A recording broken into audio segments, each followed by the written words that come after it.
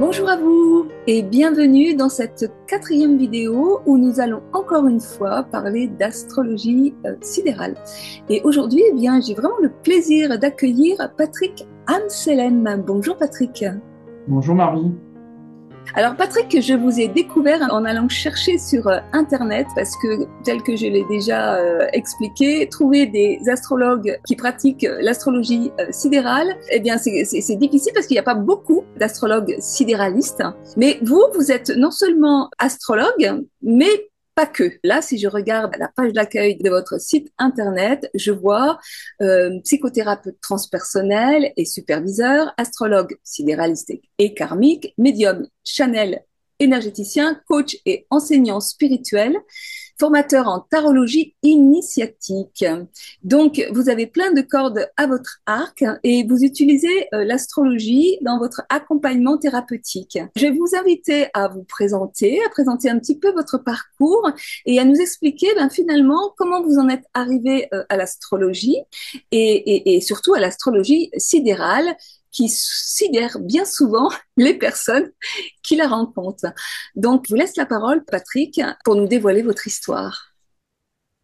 Tout à fait. Alors, on va dire que dans ce parcours, l'astrologie joue toujours un grand rôle.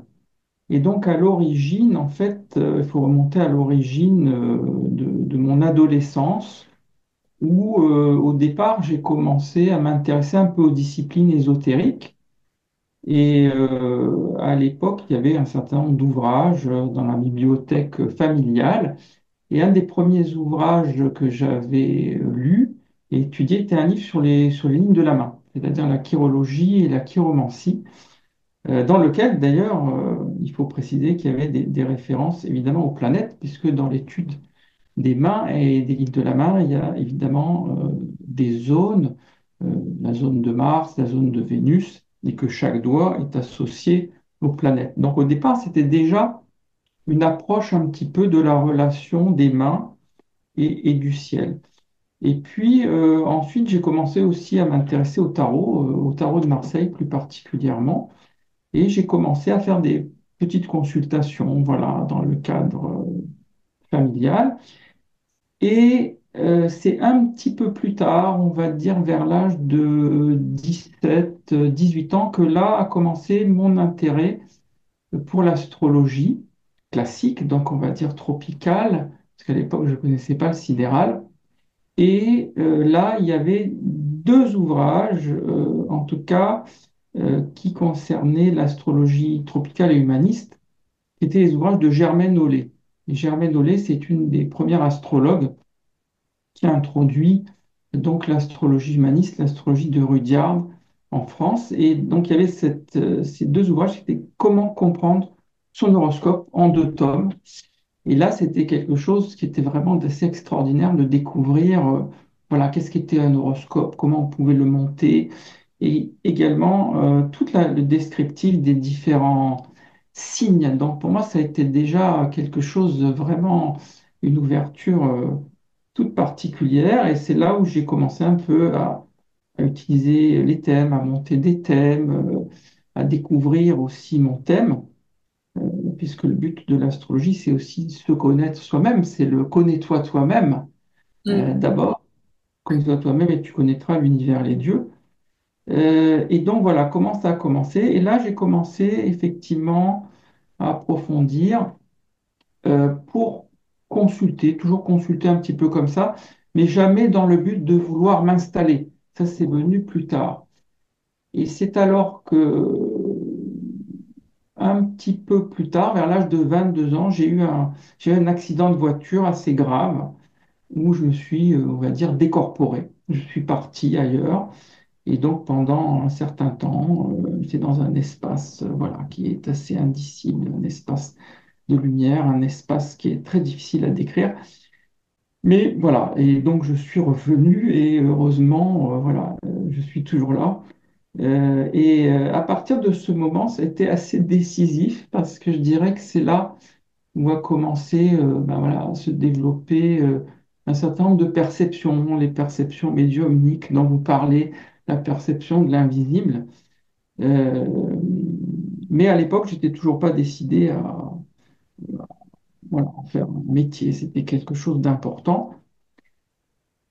Et un peu plus tard, voilà, un peu plus tard, on va dire que ça a été la découverte du sidéral. Alors, la découverte du sidéral, elle est venue vers l'âge à peu près de 28-29 ans, où là, il y a eu plusieurs choses. Il y a eu des rencontres, on va dire ce que j'appellerais le collier de perles. Alors, le collier de perles, c'est que des rencontres de différentes personnes qu'on enfile dans notre collier spirituel et qui font qu'on va ben, avancer. C'est vraiment la rencontre, les rencontres qui sont très importantes. Voilà. Et donc, le collier de perles, ben, ça a été plusieurs rencontres avec donc la révélation, hein. C'est vraiment une révélation, c'est vraiment une ouverture avec le sidéral. Notamment, j'avais fait commander mon thème. J'avais vu que dans une abbaye, il y avait des moines qui faisaient des thèmes assez particuliers. Et j'avais commandé mon thème, voilà, dans cette abbaye-là. Et je dis, tiens, mais c'est toujours intéressant, parce que je suis toujours intéressé par faire mon thème dans différentes astrologies. J'ai dit, bah, tiens, bah, par rapport à cette astrologie, par rapport à des moines, pourquoi pas voir qu'est-ce qui se passe. Et là, aux surprises, je reçois une analyse très détaillée et effectivement avec une approche que je ne connaissais pas trop, dont j'avais entendu parler, l'approche sidéraliste, et où, évidemment mon ascendant, qui est de manière classique Poisson, devenait Verseau, donc devenait Aquarius, la constellation Aquarius. Donc ce qui change tout, mais qui peut aussi expliquer mon intérêt, ma passion, mon amour pour l'astrologie, puisque les poissons, les Verseaux sont liés à Uranus, qui est l'astrologie. Voilà. Donc, suite à ça, ben, évidemment, cette analyse était extrêmement précise, extrêmement pertinente et montrait que bien, tout était décalé, hein, ce 25 degrés de décalage dont on parle, tout était décalé. Et là, j'ai commencé sérieusement à me poser des questions et j'avoue que j'ai été pas mal tiraillé. J'étais pas mal tiraillé entre les deux, mais d'autres rencontres m'ont aidé à confirmer le fait qu'effectivement, le sidéral était vraiment le calcul exact. Alors, pour le coup, Et votre soleil, il changeait de signe ou pas? alors, mon soleil, à moi, normalement, il est positionné en cancer, en tropical. Et avec le sidéral, ce qui est très très intéressant, c'est qu'il se situe à 29 degrés des Gémeaux. Donc en fait, il y a une partie du Gémeaux qui ne pouvait pas être visible en tropical. Ce qui fait que quand le Soleil, on sait que quand le Soleil est vers la fin euh, d'une constellation ou même d'un signe, on porte les deux. Donc à 29 degrés des Gémeaux, j'étais en même temps Gémeaux et Cancer. Ce qui explique aussi mon intérêt pour plusieurs disciplines et d'ailleurs ma pratique pour plusieurs disciplines, comme vous l'avez dit. Vous voyez, donc ça change effectivement euh, l'interprétation et puis d'autres choses aussi, puisque tout bouge. Donc euh, ça ouvre tout d'un coup vers quelque chose de différent qui nous ouvre vraiment à ce que l'on est vraiment, Hmm. plus profondément. Et ensuite, d'autres rencontres par des voyages, notamment un voyage en Inde, j'ai fait faire la rencontre d'un astrologue au Rajasthan qui m'avait effectivement confirmé la position de l'ascendant Verseau et donc évidemment la position de Saturne, puisque je suis saturnien en Verseau et non pas en Poisson, ce qui change complètement la structure, puisque évidemment le Saturne en Aquarius est en domicile, ce qui change évidemment beaucoup, beaucoup, beaucoup de choses dans l'interprétation.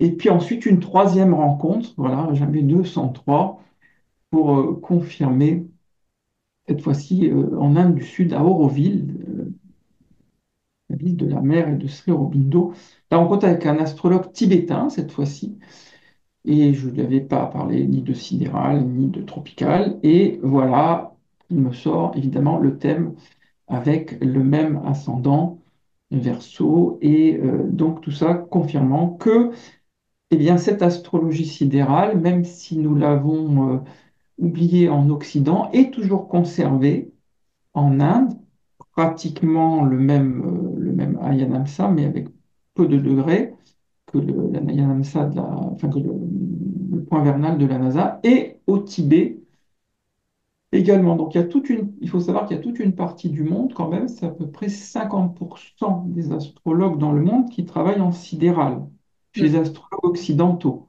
Donc c'est pas rien. Donc c'est important c'est important de le préciser.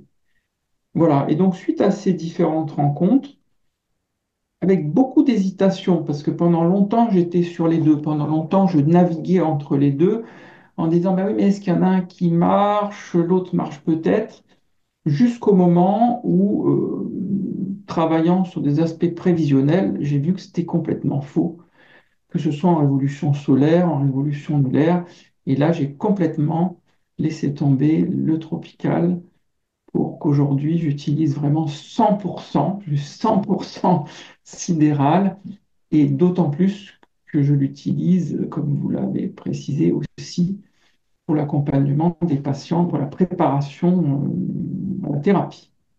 Alors pour le coup, parce que quand vous avez commencé à travailler, vous avez commencé comme thérapeute ou comme astrologue et ensuite thérapeute, c'est venu dans quel sens?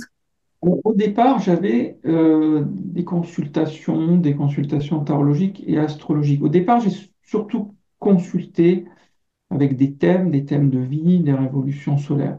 Et à un moment donné, ben, je me suis dit, mais en fait, l'astrologie, ça sert à quoi? Ben, ça sert à se connaître, mais ça sert aussi à voir quelles peuvent être nos failles, quels peuvent être nos blocages. Et à l'époque, je me suis rendu compte que effectivement, c'est un outil de travail sur soi, mais encore faut-il, à un moment donné, faire le travail. Et je me suis retrouvé à un moment donné, vers l'âge de 30, 32 ans, où je me suis dit, bah là, il faut quand même que tu travailles sur toi, parce que c'est bien sûr important de voir ce qu'il y a dans un thème. C'est pour ça que c'est une base de travail absolument énorme et de connaissances absolument énorme. Et là, je me suis dit, voilà, j'ai commencé à travailler avec différents thérapeutes, j'ai commencé à travailler notamment beaucoup avec les Guattari, avec Patrick Drouot, sur toutes les techniques d'expansion de conscience, de régression mémorielle, parce qu'évidemment, voilà, j'étais aussi intéressé par l'aspect karmique, par l'aspect des vies antérieures. Et puis après, j'ai fait différentes thérapies euh, avec pas mal de personnes, pour ensuite que mon travail se transforme. Et donc, je ne suis pas à 100% astrologue, j'ai une partie d'astrologie avec des consultations pour des thèmes, euh, pour des révolutions solaires que j'aime pratiquer, mais j'ai quand même une grande partie d'accompagnement avec la thérapie transpersonnelle. Et c'est sûr que l'astrologie, elle me sert comme base de préparation.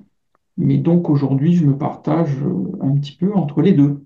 Avant d'en arriver plus spécifiquement à votre pratique, j'aimerais un petit peu qu'on aille explorer, pour vous, quelles sont les différences fondamentales entre l'astrologie tropicale et l'astrologie sidérale. Quand vous dites, par exemple, déjà, le tropical, ça marche pas, parce que c'est la question que j'ai posée un petit peu aux autres personnes avec qui j'ai fait des causeries autour de ce fameux zodiaque tropical. Et il y en a qui disent, ça marche pas. D'autres qui disent ça peut marcher dans certaines conditions. Vous dites quoi là-dessus? Alors avant, j'étais assez hésitant, mais aujourd'hui, je peux affirmer, je dirais sans problème, enfin pour ma part, depuis plus de 30 ans, 25 ans de pratique, que pour moi, le sidéral, il prévaut.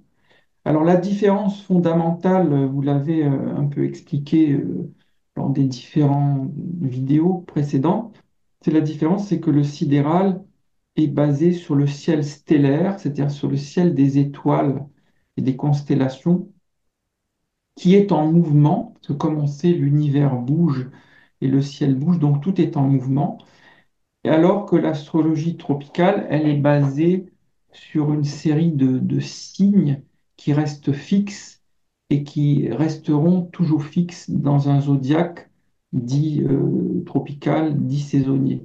Donc la différence, c'est qu'on utilise les étoiles, hein, les anciens, les Mésopotamiens, qui regardaient le ciel et qui l'étudiaient notamment sur des tours qui s'appelaient des ziggourats, qui étaient des tours entre 3 et 7 étages.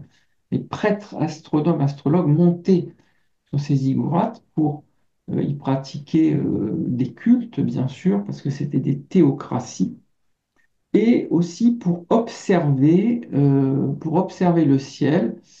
Et ils avaient observé qu'effectivement, tout au cours de l'année, le Soleil parcourait les 12 constellations principales. Donc, de par leurs observations, de par leur intelligence, de par leurs connaissances extrêmement avancées, ils ont été capables de déterminer effectivement cette course apparente du Soleil dans les différentes constellations. Et voilà, la différence, elle vient qu'on remonte à ses origines et que, évidemment, c'était des prêtres astronomes, astrologues. Donc, il y avait tout un lien avec des divinités, notamment en Mésopotamie. Il y avait le soleil qui était Shamash, il y avait Marduk qui était Jupiter et qui étaient considérés comme vraiment des dieux. Et d'ailleurs, on peut dire que cette origine mésopotamienne, on sait par certaines recherches qu'elle peut également venir de bien plus loin, puisque les Mésopotamiens nous parlent également dans leurs textes des Anunnaki.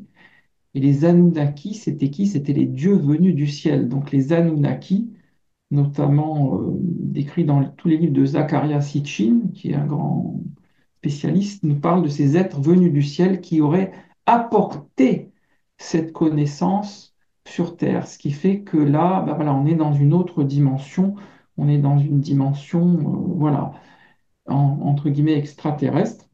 C'est un petit peu ce que disait Jana Bojilova, où à un moment donné, elle explique que l'astrologie n'est pas seulement le produit de l'observation des hommes, mais que c'est aussi un enseignement, une transmission divine. Vous allez carrément jusqu'à dire que ça pourrait venir d'origine extraterrestre. Oui, des êtres venus du ciel, des êtres qui auraient apporté cette connaissance pour amener une certaine évolution sur Terre. On sait qu'il y a des intelligences extrêmement développées. D'ailleurs, quand j'avais été au Mexique et en Égypte, on m'avait montré justement des représentations, notamment au Mexique, il y a le seigneur Pacal qui arrive sur son vaisseau et on voit bien qu'il tient un vaisseau qui est une sorte de soucoupe volante à moteur. Et donc, il y a des traces en fait de ces êtres-là.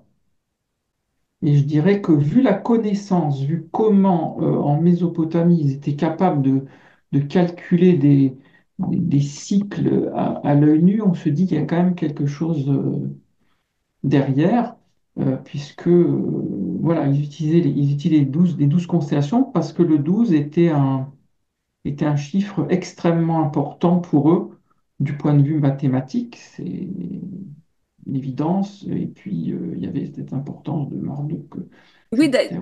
d'ailleurs, là, on parle d'astrologie, mais la présomption qui peut y avoir effectivement des intelligences extraterrestres qui interviennent sur la Terre, on la trouve aussi à travers tous les mystères des pyramides, à travers la civilisation maya. Enfin, quand on explore un petit peu l'histoire, les sagesses ancestrales, il y a toujours cette trace, toujours cette Voilà, histoire. et donc tout à fait, et c'est vraiment très intéressant de lire les livres de Zecharia Sitchin, et également il y a Anton Parks également qui parle de tout ça. Donc il y a vraiment, je trouve que c'est toujours vraiment très intéressant d'un point de vue, quand on parle de ces disciplines, de revenir aux origines. Hein, par exemple, quand moi je fais, bon, je fais tout un enseignement sur le tarot initiatique.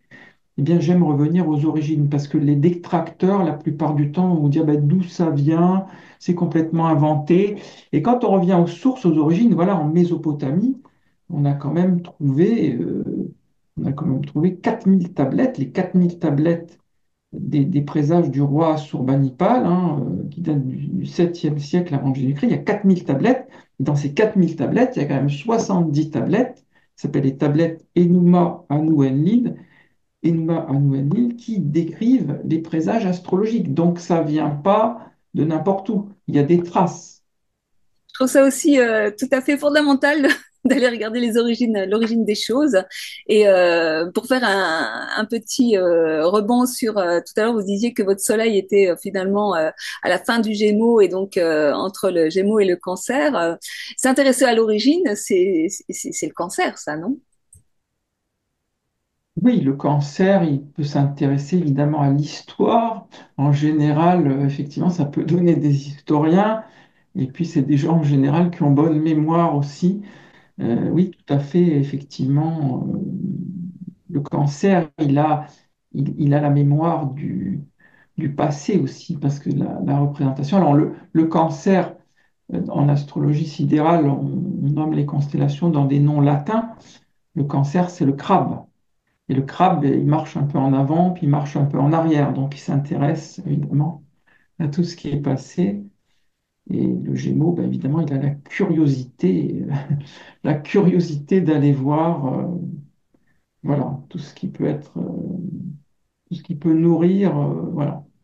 C'est quand même intéressant de voir comment cette astrologie sidérale, qui est quelque part un peu l'astrologie des origines, qui prend en compte le mouvement de l'univers, et puis cette astrologie tropicale qui arrive, qui d'un seul coup fiche tout, et qui, je trouve, ressemble beaucoup à notre culture d'aujourd'hui, qui a tendance à fonctionner, à figer les choses, à figer les structures, à fonctionner sur des certitudes, sur des dogmes, sur, enfin, voilà. Et puis d'un seul coup, voilà, cette astrologie sidérale qui est en train de se, de se dévoiler de nouveau à la face du monde, qui me paraît être une bonne chose parce que quelque part, elle dévoile tout un tas de secrets finalement de l'univers, des cycles de la vie. Euh, C'est quelque chose d'extrêmement secret. C'est pour ça qu'elle n'est pas, elle est en même temps dévoilée par des sidéralistes, par des personnes qui parlent, ou, voilà, aujourd'hui, par exemple, dans cette série d'émissions. Mais en réalité, peut-être que les gens ne sont pas totalement encore prêts, parce qu'on dit que l'astrologie sidérale, c'est en fait c'est l'astrologie du Verseau. Euh, Pourquoi? Parce qu'actuellement, on est à peu près à 4 degrés des poissons. On n'est pas encore, évidemment, dans l'ère du Verseau. Mais quand on sera dans l'ère du Verseau, euh, c'est-à-dire vers 2370 à peu près, là, quand les gens seront du signe du Bélier, ça sera complètement décalé parce qu'en réalité, on sera en Verseau. Donc l'idée, c'est que les gens ne sont pas totalement prêts parce que quelque part, déjà se reconnaître soi-même, reconnaître son thème, c'est déjà quelque chose, c'est-à-dire que c'est comprendre qu'est-ce qu'on vient faire ici, c'est comprendre quel est notre programme de vie, donc c'est quelque chose d'extrêmement important, donc c'est pas du hasard.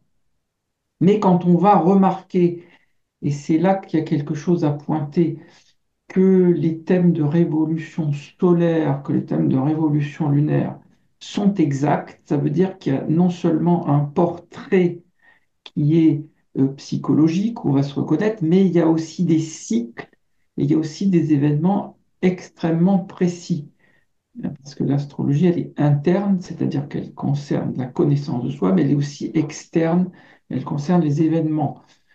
Or, effectivement, beaucoup de gens pensent qu'ils sont complètement libres, alors qu'en réalité, il y a quand même ces éléments astrologiques. Et donc, quand on reste en tropical, ça peut arranger un certain nombre de personnes parce que ça peut rester, bon, ben, c'est bien, c'est à peu près ça, c'est à peu près flou.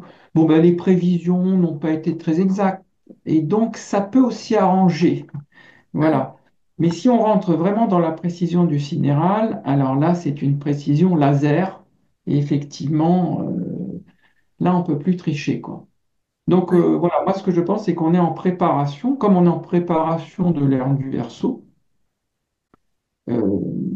mais que pour les personnes prêtes, elles sont prêtes à entendre ce discours et déjà à changer, parce que changer, c'est faire preuve d'une grande humilité. Vous disiez qu'en France, on est un peu dans des choses fixes. Ben oui, on n'aime pas trop changer.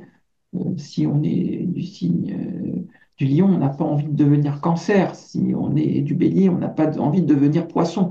On n'aime pas trop ça. Et pourtant, c'est voir vraiment la réalité de ce qui est. Donc, je pense qu'on est en préparation, on est en préparation de beaucoup de choses et que c'est important qu'il y ait des personnes voilà, qui donnent cette vérité astronomique, puisque les prêtres, n'oublions pas les prêtres Mésopotamie, la Mésopotamie, c'est le berceau de l'humanité, c'est le berceau de l'astrologie, étaient des prêtres astronomes et astrologues. Ils étaient astronomes et astrologues. Donc le calcul astronomique correspondait aux interprétations astrologiques. Ça, c'est très important de le dire, parce que souvent, on va dire, bah oui, l'astrologie tropicale, en fait, bah oui, mais ça ne correspond pas aux positions astronomiques. Et donc là est le problème, et c'est de là où vient ce manque de crédibilité par rapport à notre astrologie tropicale. Et les prêtres et puis aussi les médecins en fait, toute personne qui s'intéressait à la vie, au vivant en fait, s'intéressait forcément à ce qui se passe dans le ciel parce que ça fait pleinement partie de nous, enfin ce qui se passe dans le ciel ou plutôt à l'interaction parce que c'est ça l'idée, hein, c'est de comprendre en fait que tout est relié et que finalement cette astrologie c'est une sorte de langage qui nous permet de mettre du sens à la vie déjà, puis à tout un tas de choses. Mais j'aimerais revenir sur quelque chose que vous disiez précédemment, parce que finalement, le fait de voir la réalité en face, comme nous le propose le sidéral, c'est pas du tout confortable. Ça nous demande de sortir de notre zone de connu. Et donc du coup de confort, voilà. Mais de la même façon, il y a cette histoire de libre arbitre. Et je me souviens, on en avait discuté la première fois qu'on avait Oui. échangé ensemble. Puis là, vous venez de le dire aussi un petit peu, c'est qu'en fait, l'être humain aime penser qu'il a un libre arbitre. Mais en fait, est-ce qu'il a vraiment un libre arbitre quelque part?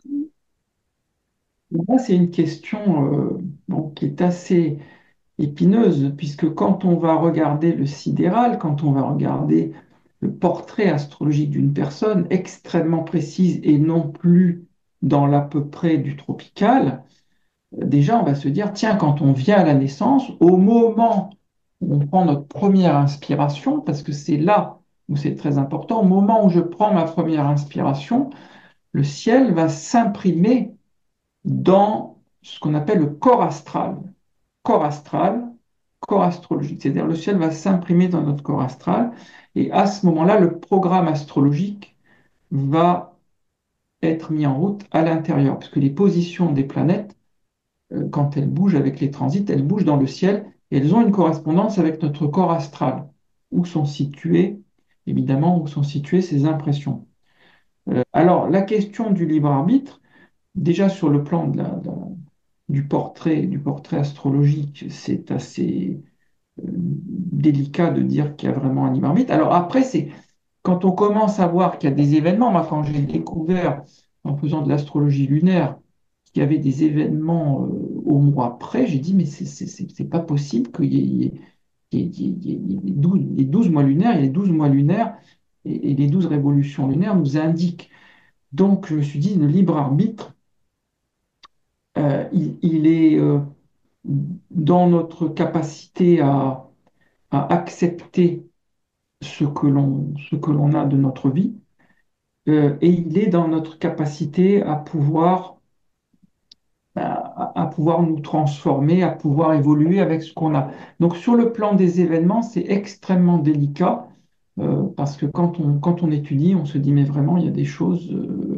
moi, je me rappelle que dans mon mois lunaire, il y avait des rencontres particulières avec plusieurs personnes en même temps à l'étranger et que c'était marqué lors d'un mois d'août 1998. Donc, quand j'ai vu ça, j'ai dit, mais c'est pas possible que ça soit indiqué. Donc, après, c'est évidemment une question qu'on laisse chacun y réfléchir. Mais plus on se rapproche de cette astrologie sidérale, et plus le libre arbitre, il va consister en tout cas, à prendre conscience des choses, à travailler sur soi, de manière à optimiser notre thème, c'est-à-dire on a ce thème, on a cette configuration, on a cette hérédité, on a ses parents, on a ce qu'on va vivre. Et puis après, ben, ça va consister à comment je vais optimiser. C'est pour ça que moi, je l'utilise en accompagnement thérapeutique pour essayer de trouver le meilleur moyen, la meilleure thérapie de travailler avec des personnes et de combiner des outils de manière à ce que ce soit le plus optimal possible, parce qu'il y a des thérapies qui ne conviennent pas à des personnes, donc Mm. ça m'aide à accompagner au plus près pour que les gens, en fait, optimisent son thème. On ne peut pas changer son thème, mais on peut l'optimiser, on peut en faire la meilleure version de soi-même.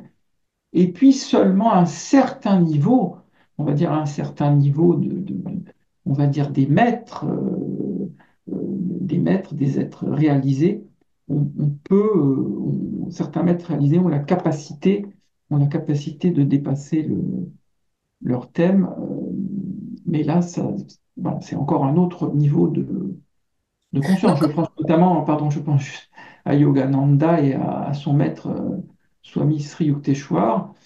Et quand Yogananda, c'est un grand enseignant spirituel qui a enseigné plus de 20 000 personnes au Kriya Yoga aux États-Unis, et il devait se marier, il devait avoir des enfants. Alors il vient voir son maître, il dit, mais dans mon thème, je devais me marier avec des enfants.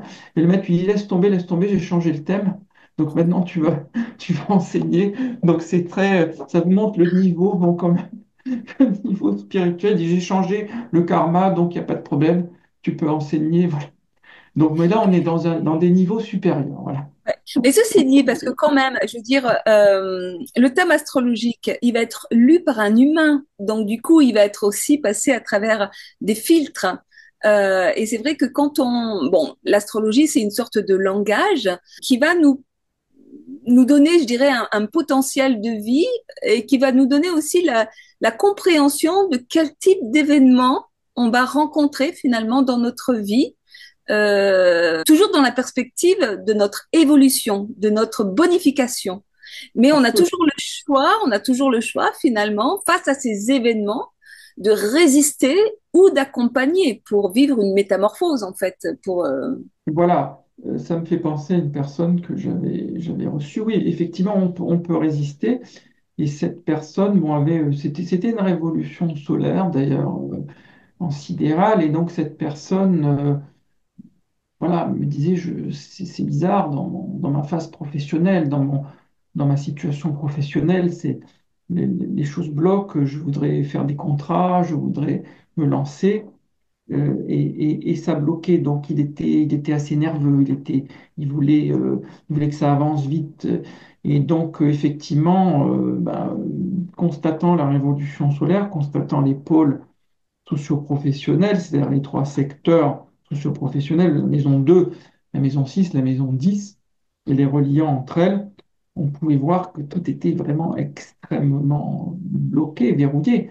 Et donc, moi, en général, comme je dis les choses, puisque je suis là pour que les gens avancent et pour pas leur raconter des rêves illusoires, eh bien, je lui dis, mais voilà, dans cette année sidérale, dans cette année de révolution, là, vous êtes vraiment dans quelque chose de difficile et voilà, ça va se présenter comme ça, les astres, les étoiles se présentent comme ça. Donc, il était extrêmement vexé. Il dit, ce sera à partir de votre prochaine date anniversaire, la prochaine révolution solaire, hein, puisque la révolution solaire, elle arrive à la date anniversaire, que les choses vont se débloquer. Alors évidemment, il fallait attendre un an et c'était absolument insupportable. Donc, il est parti presque en claquant la porte. Et après, revenant, il me dit, bah oui, vous aviez raison. C'est pas le fait que d'avoir raison, c'était pas pour moi, c'est simplement pour l'aider. Et que cette période était une période plus pour patienter. Et donc, effectivement, on a le choix de réagir, euh, voilà, émotionnellement. Et donc là, L'astrologie, quand elle est bien interprétée, quand elle est interprétée intelligemment, quand elle est interprétée de manière sidérale, en tout cas pour ma part, elle va permettre de donner aussi de bons conseils. Donc ça peut être important d'avoir, comme vous le dites, effectivement, quelqu'un qui connaît, quelqu'un qui interprète et qui fait au mieux en essayant de ne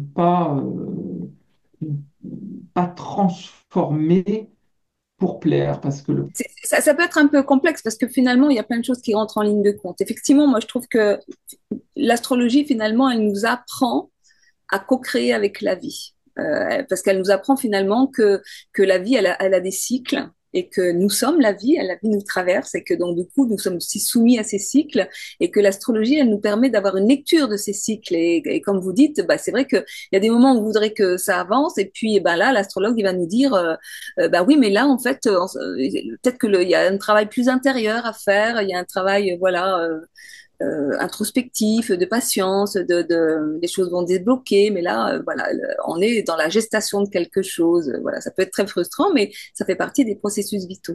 Mais après aussi, il y a aussi, moi, j'ai souvent eu des témoignages de personnes qui disent, mais moi, il y a des astrologues qui m'ont interprété tel aspect de mon thème de façon très négative, avec des choses très fermées. Vous n'aurez jamais d'enfant, vous êtes condamné à vivre seul toute votre vie, enfin voilà.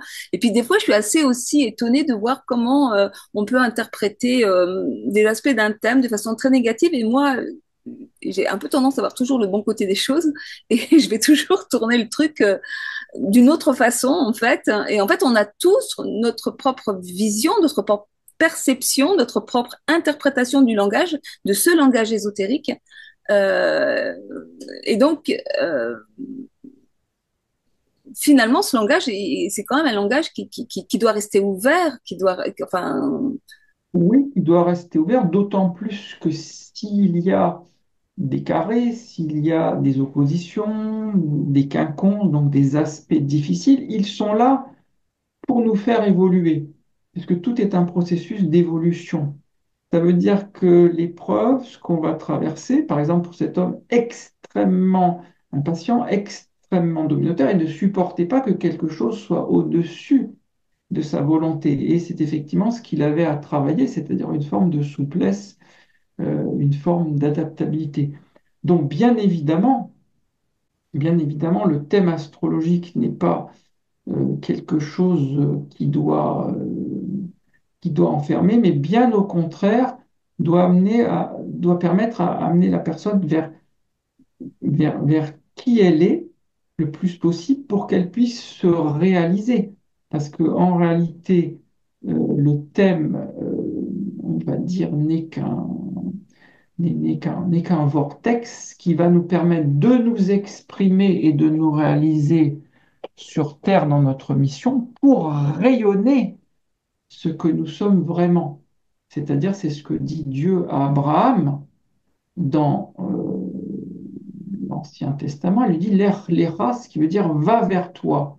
Alors, quand il dit va vers toi, c'est va vers qui tu es en tant que personne pour que tu puisses rayonner le mieux ta partie divine, c'est-à-dire ta lumière en fait. Donc si une personne est parfaitement à sa place, même si elle est dans un travail, pourquoi pas administratif ou créatif ou ce qu'on veut, et qu'elle est parfaitement heureuse, donc le thème lui permet de trouver vraiment sa place euh, et va lui permettre de rayonner. Donc en fait, l'idée c'est qu'effectivement, ça permet de trouver sa place, mais que l'épreuve, la difficulté ne doit pas être une punition en disant, regardez, vous avez ça, vous avez tel aspect, c'est parce que vous avez un mauvais karma, que vous avez fait des choses qui ne sont pas correctes dans des vies antérieures, on va charger de culpabilité. Non, le but, c'est d'être honnête, d'indiquer ce que sont les aspects pour aider, je dirais, pour que ce soit un tremplin. Alors, ça dépend des personnes, vers le travail sur soi, si c'est possible, vers un travail d'évolution, vers un travail de rayonnement. Donc, bien sûr, mais il faut parfois dire les choses telles qu'elles sont, aussi parce que ça permet de prendre conscience de là où on en est. Et je crois qu'il faut pas avoir toujours la langue de bois. Mais moi, je trouve que c'est très intéressant tout ça parce que finalement, on est aujourd'hui quand même dans une société, une culture on prend, on jette, voilà. On est en capacité aujourd'hui, avec toutes les nouvelles technologies, la médecine, les nouvelles sciences, tout ça, à changer des organes, à changer de sexe maintenant. Hein, on est dans le trans, voilà. Et aujourd'hui, il y a des gens qui viennent et qui vous disent, moi, mon thème, il me plaît pas, j'ai besoin d'en changer. Il faut que vous me passiez un thème astrologique sur mesure. J'ai rencontré quelqu'un dernièrement qui me disait, mais moi, mon thème, là, il me plaît pas, j'en veux un autre. Et oui, et oui, mais ça, c'est quelque chose d'extrêmement gênant, puisque le thème, c'est ce qui révèle la mission de vie, le programme entre guillemets de l'âme, le programme choisi par l'âme pour évoluer. Donc on va changer parce qu'évidemment, ça ne nous plaît pas, mais on va changer surtout pourquoi? Parce qu'on ne veut pas vraiment faire un travail, on ne veut pas vraiment faire un travail approfondi, comme il se doit, un travail avec un grand T. Les gens, oui, je veux travailler, oui, j'ai fait ceci, oui, j'ai fait un petit stage. Comme disait Michel Cazenave, spécialiste de Jung sur France Culture, il disait que les gens faisaient des stages et puis en un week-end, ils apprenaient à parler aux arbres, quoi. On leur promettait de parler aux arbres. Voilà. Donc ça veut dire tout ça qu'effectivement, on est dans quelque chose de très superficiel, mais il faut savoir qu'on est aussi dans l'ère des faux prophètes. Ça veut dire qu'il y a beaucoup de gens qui vont prophétiser des choses, qui vont dire des choses. Et c'est là où le discernement est très important, de voir que qu'est-ce que disent les personnes, qu'est-ce qu'elles racontent et qu'est-ce qu'elles rayonnent, c'est-à-dire comment elles sont. Donc il faut être extrêmement vigilant, euh, mais effectivement, on ne va pas pouvoir changer de thème, donc sauf si on est disciple d'un très grand maître, comme j'ai dit, et que le maître décide de changer une partie du thème, mais ça c'est réservé vraiment à quelques personnes. Mais par contre, ce qui est beaucoup plus intéressant pour ma part, c'est comment accueillir son thème, comment voir quels sont les atouts, quelles sont les faiblesses, et surtout comment mieux le vivre, comment l'optimiser. Mais comme je dis tout à l'heure, ça demande de l'humilité et ça demande du temps. Et aujourd'hui, on n'aime pas le temps, il faut que ça aille vite. C'est Donc vite, clair. changez-moi mon thème, vite, en deux Et, minutes, faites-moi une thérapie, comme une personne m'appelait. Ah, c'est combien de séances? Ah, je croyais que c'était une séance. Ben, je lui dis, écoutez, moi je ne sais pas faire de miracle, adressez-vous à Jésus. Et j'ai raccroché. Voilà, donc voilà, c'est l'immédiateté, c'est l'ère de, voilà, on prend, on jette. Et bon, heureusement qu'il n'y a pas que ça, mais c'est Non, mais vrai qu'on... il y a beaucoup ça, et il y a effectivement, on est dans une culture de l'urgence, et justement, l'astrologie, elle vient nous reposer cette question du temps, de la temporalité, que la gestation, le vide, cet espace de vide est nécessaire à la métamorphose, est nécessaire à la vie, à l'émergence de la vie, et ça, c'est quelque chose d'extrêmement difficile. Et de la même façon, les gens sont dans le rejet de l'humilité, parce qu'en fait, souvent, il y a une confusion, parce qu'il y a on est dans une culture de grande confusion, mais l'humilité est confondue avec la soumission souvent. Alors qu'en fait, l'humilité, c'est quelque... Enfin, moi, je vois bien dans le chemin de vie, ça a vraiment été un apprentissage. Mais encore dernièrement, j'ai eu des leçons de vie assez cinglantes où j'en reviens toujours à cette humilité, quoi. C'est apprendre à servir la vie. J'aime bien, il y a un petit jeu de mots hein, derrière apprendre à servir et non à asservir Ouais. la Et, vie. et effectivement, la- l'incarnation, la vie, notre vie est une initiation spirituelle. Et en fait, ce sont dans les événements du quotidien qu'on va voir où on en est par rapport à notre évolution. Et donc, tout est propice à un émerveillement, tout est propice à un apprentissage. D'autant plus que quand on commence à étudier l'astrologie, c'est quelque chose d'énorme, c'est quelque chose de tellement vaste qu'on ne sait rien du tout, quoi. En fait, on apprend, on découvre. il y a les constellations, il y a les astéroïdes, il y a les étoiles fixes, il y a tout ce qu'on ne sait pas, il y a encore toutes les planètes qui sont à découvrir. Donc tout ça, ça met dans l'humilité qu'on progresse. Voilà. Et que celui qui sait, ben, celui qui sait, il va être un peu comme Ptolémée au deuxième siècle après Jésus-Christ, qui connaissait la précession des équinoxes, c'est-à-dire qui connaissait très bien le système de la précession des équinoxes, mais qui a préféré donner la primauté à la Terre en disant, bah oui, mais là, on est sur Terre, on est dans l'hémisphère nord, donc le zodiaque, c'est le zodiaque saisonnier, et puis les Grecs, ils se sentaient plus, hein, se sentaient un peu au centre du monde. Voilà. Et à l'époque, les deux zodiaques, sidéral et tropical, ils coïncidaient. Mais ils connaissaient la précession des équinoxes. Donc, ils savaient qu'il y avait ce mouvement de rétrogradation, comme ça, du point vernal. Euh, et puis, depuis, voilà, on s'est calqué sur ce système des signes. Et voilà. Et donc, aujourd'hui, enfin, en France, c'est très, très difficile. C'est très, très difficile de changer la mentalité. Bah, Alors c'est que pardon, chez les anglo-saxons, on voit que quand même 50% des astrologues sont sidéralistes. On a Cyril Fagan et Bradley qui, dans les années 50, sont des anglo-saxons qui ont remis au goût du jour l'astrologie sidérale. Voilà, avec le point vernal de la NASA. Donc ici, c'est vrai qu'il y a un conservatisme, mais qui est actuellement en train de prendre l'eau, puisqu'on est très précisément en ce moment dans un carré.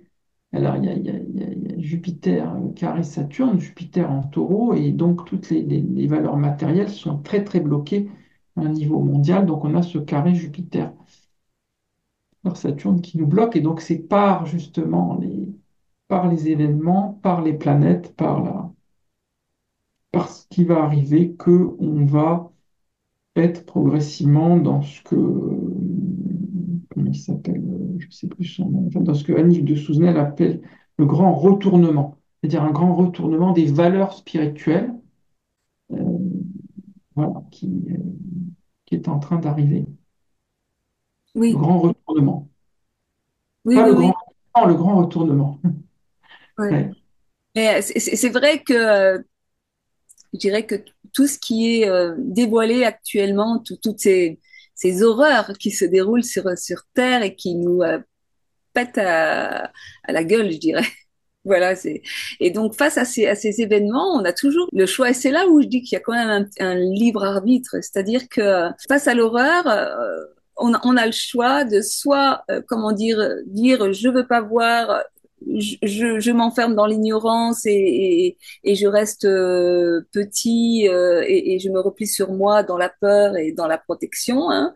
Soit j'essaye de voir en quoi je suis co-responsable de ça, en quoi ça vient me parler de moi aussi, en quoi je peux, je dirais, libérer ma puissance créatrice pour faire face à cela, enfin participer être un acteur de changement, participer à l'évolution du monde. Enfin, on a toujours un petit peu oui, ce choix en fait par rapport à ce que la vie nous amène.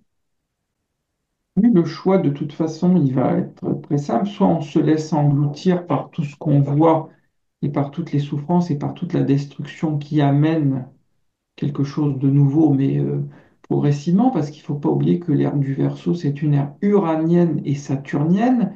Uranus a quand même été redécouvert ou découvert pendant la Révolution française. Donc la Révolution française, c'est pas rien. Saturne, c'est une planète extrêmement sévère. Donc l'ère du Verseau n'est pas que l'ère humaniste qu'on décrit, ça va être une ère de grand chamboulement. Et donc, évidemment, on a le choix, évidemment, soit on se laisse engloutir, soit on rentre dans une aura, on va dire, du troisième chakra, c'est-à-dire une aura martienne, guerrière, soit le choix ben, qui nous est donné, c'est de travailler sur nous-mêmes d'essayer de faire au mieux, d'essayer de progresser sur notre chemin, euh, donner de belles informations, essayer de transmettre de belles informations pour qu'on puisse rayonner et que de plus en plus de personnes puissent être sur ce chemin de manière à contrebalancer. Et le choix de la lumière intérieure, c'est aussi le choix du travail sur soi, parce que pour accéder justement à cette pleine révélation, comme le dit le mot apocalypse, apocalypse, c'est révélation, la révélation de qui nous sommes, eh bien, on a quand même besoin, ça c'est important de le dire, de travailler sur toute la dimension, toute la dimension psychologique, toute la dimension de souffrance de l'ego, de manière à apaiser, à régler un certain nombre de choses pour que cette lumière, cette participation au monde puisse vraiment se faire parce qu'on n'aura pas le choix dans ce qui est en train de se passer. D'ailleurs, on le voit. Mm. C'est notre seule marge de manœuvre. Enfin, c'est ce que je pense. Alors, vous, Patrick, vous faites de l'astrologie karmique, vous avez étudié l'astrologie indienne, vous utilisez les demeures lunaires Alors, j'ai commencé effectivement sur les demeures lunaires, c'est-à-dire les nakshatras, les positions des 27 demeures lunaires, parce que ça donne des informations extrêmement précises. Alors, d'autant plus si ces demeures sont en sidéral, parce que ça n'a pas valeur si c'est en tropical, parce que c'est faux. Et donc, effectivement, les demeures lunaires nous donnent encore plus de précision et on peut tout à fait passer un bon nombre de temps à décrire. En une demeure lunaire, on a déjà un descriptif extrêmement précis parce que avant que l'astrologie soit solaire, elle était lunaire, c'est-à-dire elle était liée à la Lune, elle était liée à la femme et aussi à toute l'époque dont on parlait des déesses mères, c'est-à-dire c'était les femmes qui étaient à l'origine de beaucoup de choses.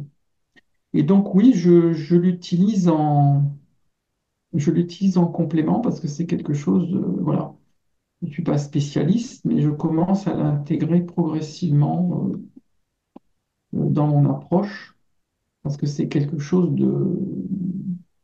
parce que c'est un plus. Hmm. Voilà. Et que les demeures lunaires sont aussi liées aux divinités. Par exemple, la première demeure lunaire, qui est Ashvini, est liée au Ashvini Kumara, c'est-à-dire les chevaux du soleil, en fait. Voilà. Donc la demeure Ashvini, ce sont des gens qui sont extrêmement puissants, qui peuvent diriger, qui peuvent être guérisseurs, etc. Et qui commencent évidemment le côté leader qui est dans la première partie du bélier. Et donc, c'est divisé comme ça, en différentes parties. Et voilà, c'est un élément. Et puis, il y a aussi ce qui est très intéressant dans l'astrologie indienne, sur les dashas, sur les grandes périodes de vie. Donc, on voit que là aussi, il y a des découpages de grandes périodes de vie, euh, de Saturne, de Mercure, de Vénus, qui nous donne la teneur. Donc, c'est un plus aussi dans les prévisions. Voilà, donc tout ça est très riche. Et je crois qu'il faut rester curieux, il faut rester ouvert et voir qu'est-ce qu'on va nous amener. Parce qu'en fait, c'est ça, ce dont on disait tout à l'heure, la vie est une initiation, on va nous amener des choses. On va nous amener peut-être des personnes, on va nous amener. Ça, c'est le côté plutôt aussi intéressant. Qu'est-ce qu'on va attirer selon notre fréquence vibratoire? Qu'est-ce qu'on va attirer? Quelle personne on va attirer? Qu'est-ce qui va se passer? Et voilà, ça c'est très intéressant. Et l'astrologie, évidemment, c'est quelque chose d'infini, quoi. C'est quelque chose, quand on regarde le ciel. Alors, il y a une chose que qu'un de mes enseignants disait, il disait on est capable de voir le ciel, on est capable d'avoir maintenant le télescope Hubble qui prend des photos absolument extraordinaires du ciel, d'une précision des planètes. On a des photos de Mars, on a des photos de Saturne, c'est extraordinaire. Donc on sait regarder le ciel, euh, envoyer des sondes, etc., dans l'espace, mais la plupart des gens ne savent pas qu'est-ce qu'ils sont venus faire sur Terre. Et ça, c'est quand même, on sait, ben voilà, on est là, on est comme ça, on est tel quelqu'un, une personne, voilà, un peu errante. Et c'est là où l'astrologie entre en compte, puisqu'elle va nous dévoiler, elle va nous révéler bien qu'est-ce qu'on vient faire ici, qu'est-ce qu'on vient faire dans cette incarnation, euh, et qu'est-ce qu'on vient comprendre, et qu'est-ce qu'on vient apprendre, et qu'est-ce qu'on vient développer, et qu'est-ce qu'on vient ouvrir comme porte. C'est pour ça que voilà, c'est important de savoir qu'est-ce qu'on vient faire. Et souvent la question des gens est pourquoi je suis là, qu'est-ce que je viens faire là?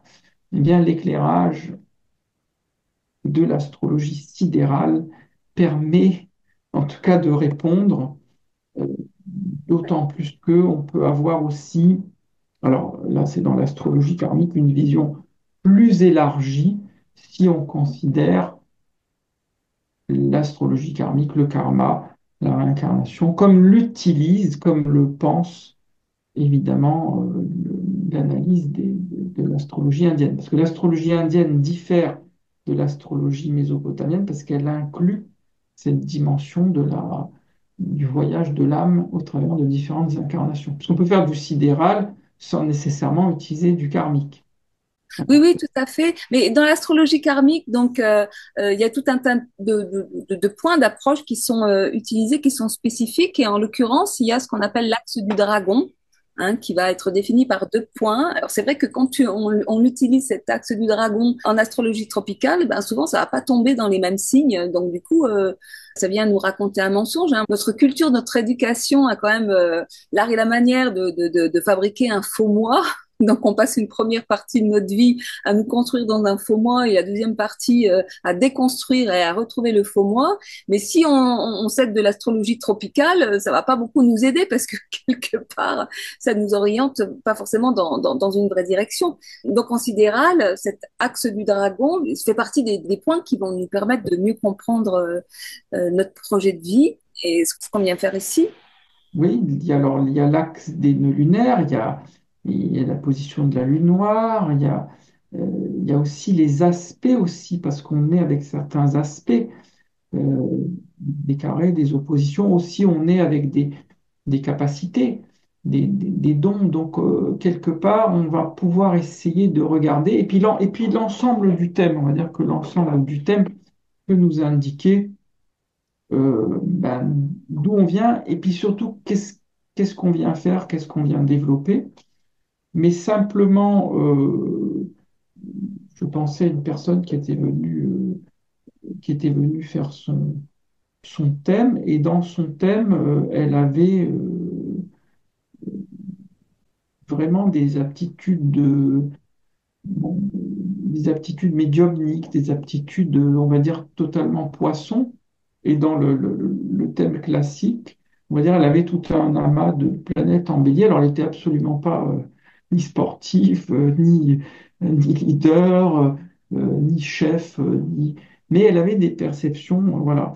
Et donc, elle se demandait, cette personne, si vraiment, alors des perceptions comme ça qui étaient innées parce qu'elle voyait des choses, elle était capable de voir, elle était capable de donner des informations, voilà, sur ce qui se passait, sur ce qui allait se passer. Et donc, le problème, c'est qu'on lui calquait un profil totalement bélier, totalement martien. Et là, voilà, simplement en remettant dans l'axe sidéral, ben, ça lui permettait de retrouver. Et comme elle avait un nœud sud, donc non, elle avait un nœud nord, pardon, son nœud nord était en poisson, eh bien, elle avait complètement à ouvrir, et le nœud sud en vierge. Donc, pour donner une idée, elle avait complètement à ouvrir justement tout ce secteur-là. Mais ce n'était pas possible parce qu'on lui avait dit, mais non, mais vous êtes bélier, il faut que vous fassiez ceci, ceci, cela. Donc, voilà, ça permet de redonner vraiment la position et surtout avec ce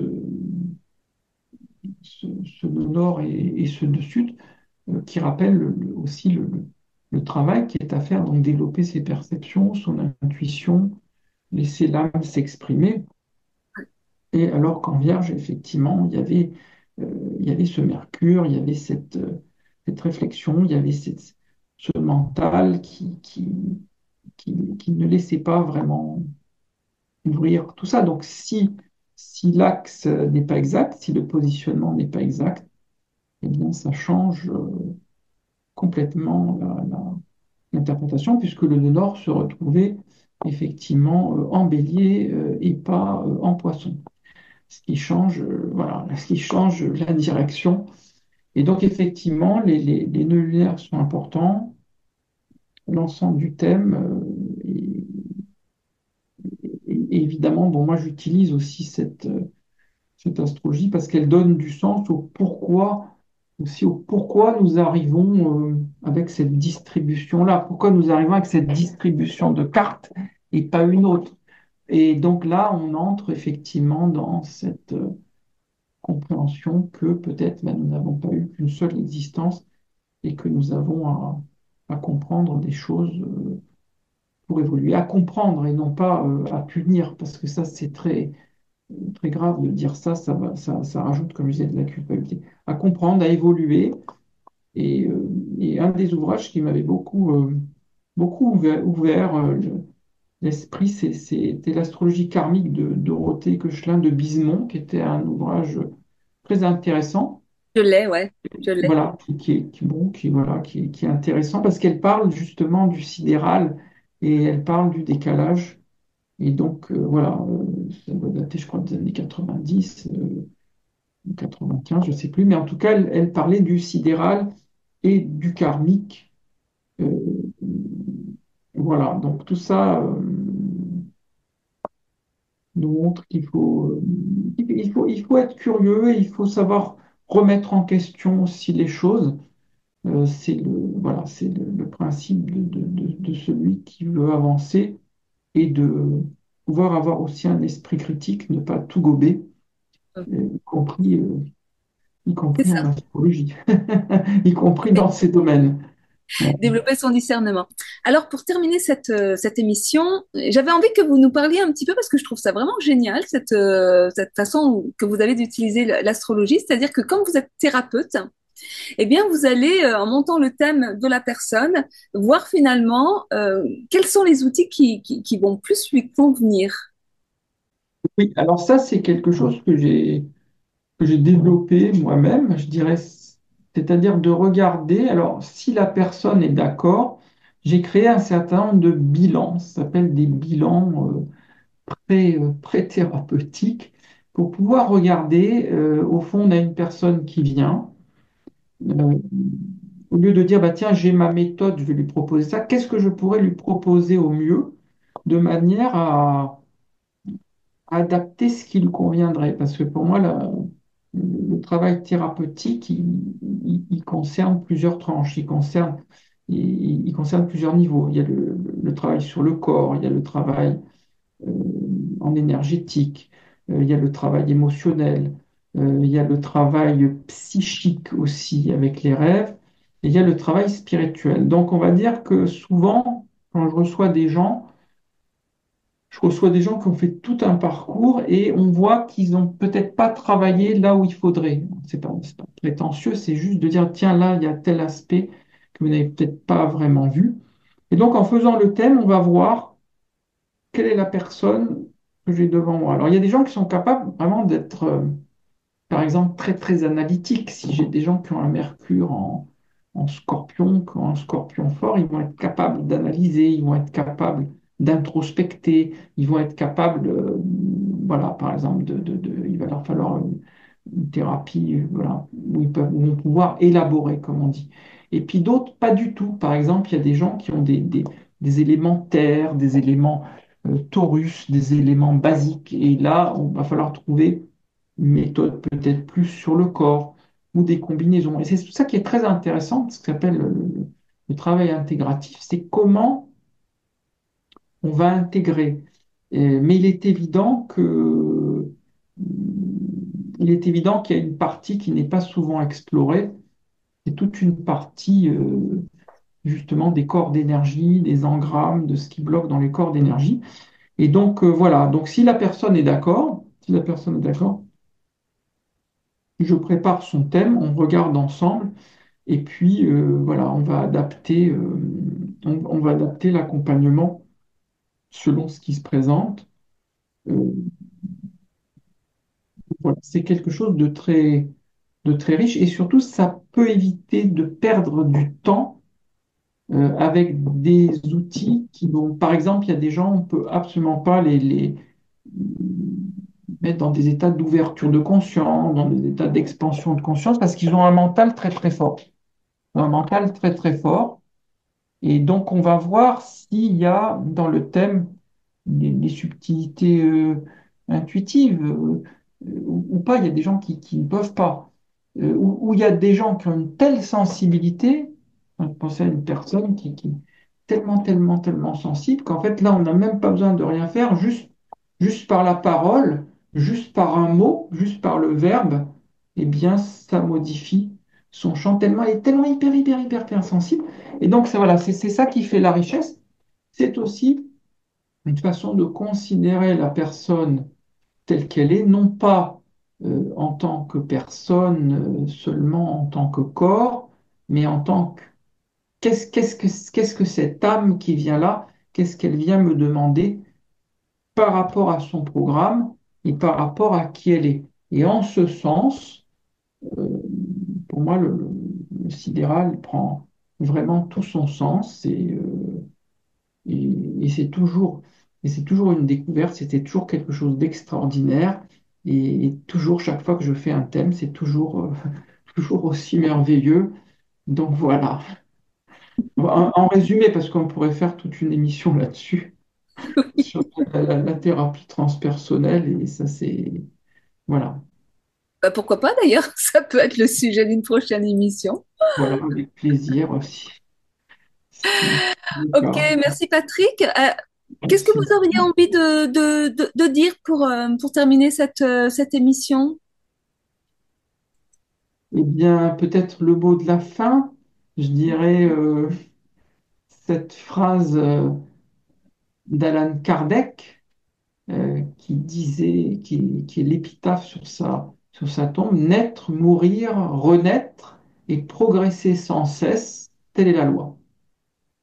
Eh ouais, eh ouais. Voilà. Ah, mais du coup, ça m'inspire parce que il y a vraiment cette idée de naître une première fois dans les bras de papa et maman, hein. Et puis on a aussi la possibilité de naître une deuxième fois, cette fois-ci dans les bras de la vie, hein, dans les bras du divin, je dirais. Ça, c'est ce qu'on Et appelle que, la deuxième naissance, c'est-à-dire la naissance spirituelle voilà, à voilà. qui nous sommes vraiment. Voilà, et en ce sens, l'astrologie nous mène vers la connaissance de soi, qui nous amène vers cette deuxième naissance que vous citez très justement. Mais l'astrologie sidérale, je tiens à le Ah préciser. oui. Ah ben là, de toute façon, je pense que c'était assez clair. Merci Partage de beaucoup. vues. Ouais. C'est moi, merci. Et merci pour votre écoute et à très bientôt parce que les émissions sur l'astrologie sidérale vont continuer. Je vais rester secrète sur les prochaines émissions, mais il y en aura d'autres. À très bientôt. Au revoir.